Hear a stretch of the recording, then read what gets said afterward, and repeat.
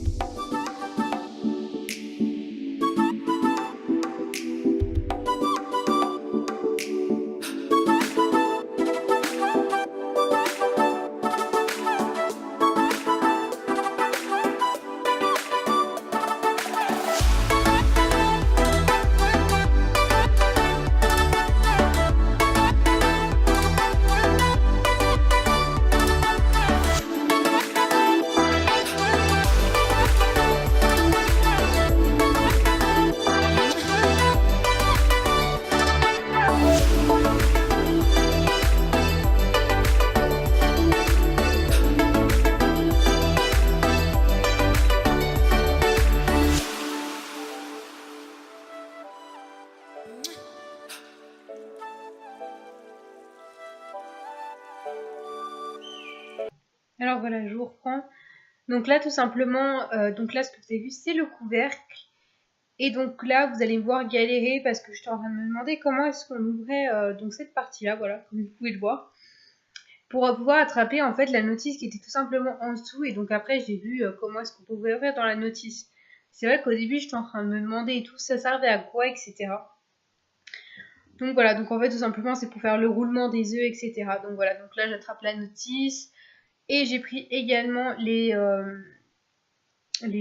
séparateurs d'œufs. Voilà. Donc du coup là voilà, je vais regarder à peu près ce qu'ils disent dans la notice, etc. Parce que comme vous, ou du moins comme certaines personnes, je découvre tout simplement cette couveuse. Donc voilà, donc là en fait tout simplement je suis en train de réagir que oui c'était couvercle de la couveuse. Voilà. Donc voilà, je regardais que tous les fils marchaient bien, etc. C'est ce qu'ils conseillent parce que sinon il faut la renvoyer tout simplement. Donc que même la prise électrique n'ait aucun problème, que voilà, il y ait réellement aucun défaut. Donc moi c'était le cas, il n'y avait rien d'abîmé, etc. Donc voilà, et donc du coup bah là vous allez me voir bien mais bien galérer pour mettre les séparateurs tout simplement. Donc voilà, donc je vais vous laisser avec ça, avec ma galère. Voilà, donc là par exemple, je vous montre que finalement c'est pour faire le tournement d'œuf, qui normalement faut le faire 2 fois par jour. Voilà, donc là je vais mettre les séparateurs. Je vous laisse je vous laisse en train de me voir en galère et je vous reprends après.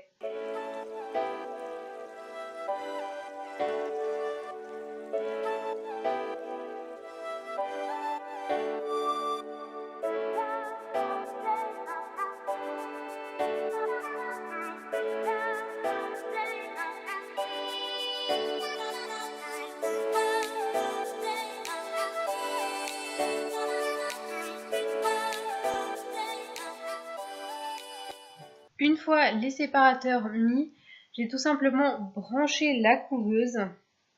Donc voilà. Et donc il va y avoir un petit bouton rouge qui va s'allumer et il faut qu'il soit allumé au début pour être sûr qu'il fonctionne.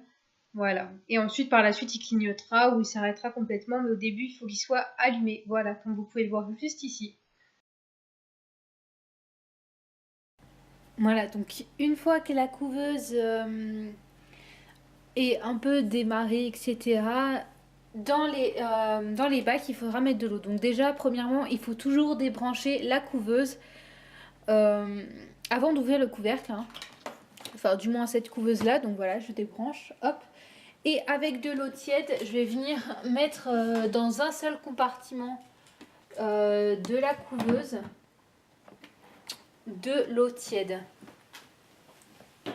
Voilà, parce que il y a deux compartiments, donc je vais vous montrer ça tout de suite. Hop.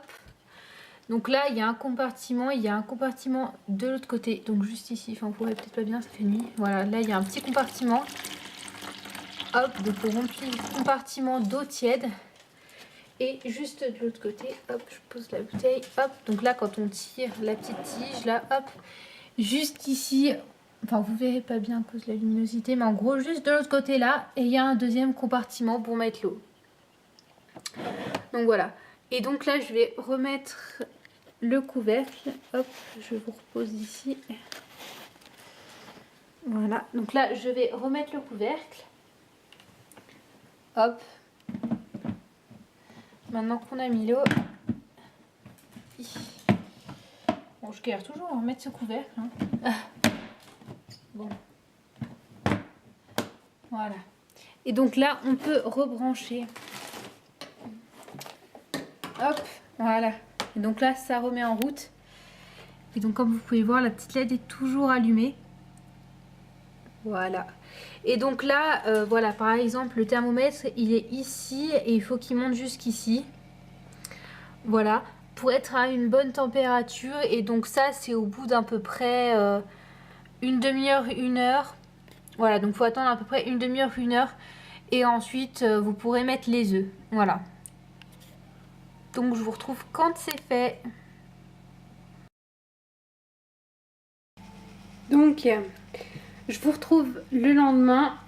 Étant donné qu'on a eu quelques petits problèmes avec la couveuse, en fait tout simplement le thermomètre qui est juste ici ne marche plus. Donc on en a recommandé un nouveau, ils vont nous en envoyer un. Donc en attendant, voilà, je pense que vous pourrez le voir juste ici, on a mis un autre thermomètre. Donc là voilà. J'ai rajouté ceci, en fait c'est tout simplement parce que voilà, je savais pas c'était quoi au tout début. Et en fait c'est tout simplement pour la rotation. Comme vous avez pu le voir, il y a une petite tirette juste ici pour faire. C'est manuel et donc normalement cet appareil le fait automatiquement. Normalement. Hein. Voilà. Donc voilà. Donc du coup là je vais inscrire les numéros etc. sur mes œufs pour pouvoir les reconnaître etc. Et suivre donc la progression de chaque œuf. Et puis voilà, donc comme vous pouvez voir, il y a quand même de l'humidité. Donc là, j'ai baissé un peu la température parce que du coup, c'était un petit peu chaud. Il faut que la température soit à peu près à 38,8 si il me semble bien. Et nous, elle était à 39,12. Donc j'ai essayé de descendre un petit peu. Voilà. Donc le temps de faire préparer les œufs. Et puis on va voir ça tout de suite. Donc je vous retrouve juste après pour mettre les œufs.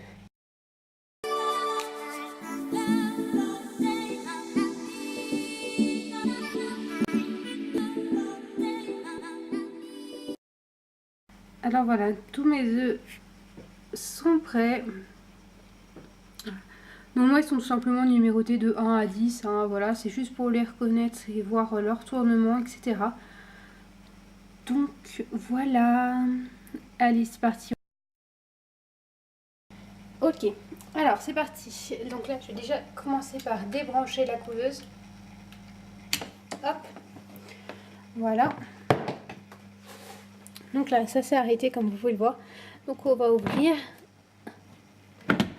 Hop, voilà. Je vais mettre ça comme ça là. Donc là mon thermomètre s'est éteint, donc on va l'allumer. On va mettre plutôt ça par là. Je voudrais pas le mettre par terre. C'est un peu la galère. J'ai pas trop de place. Je vais le mettre là. Désolée, vous bougez. Hop. Alors c'est parti. Du coup on va mettre les œufs. Et bien sûr les œufs ne rentrent pas. C'est fort sympathique. Alors on va juste agrandir du coup les zones parce que voilà, c'était pas précisé et je savais pas tellement quelle zone était assez grande, etc. Donc du coup on va agrandir pour chaque œuf. Enfin pour chaque zone, pour chaque œuf. On va le faire ça vite fait.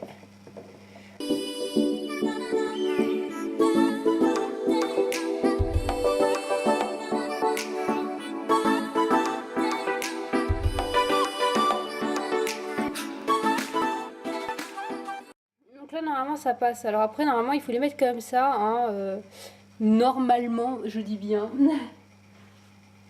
Je ne suis pas une professionnelle, donc c'est vrai que là, c'est plus un test qu'autre chose. On verra bien ce que ça donne, hein, de toute façon.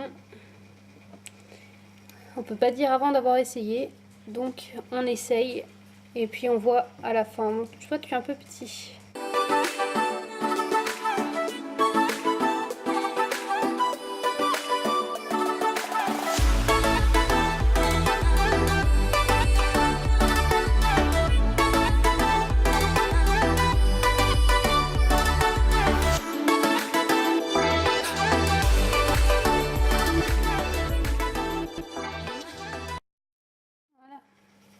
Hop, du coup, on referme. Je suis désolée, vous partez carrément de côté. On va vous remettre comme ça. Hop, voilà. Alors, hop, on referme et on branche. Et du coup, bah voilà quoi.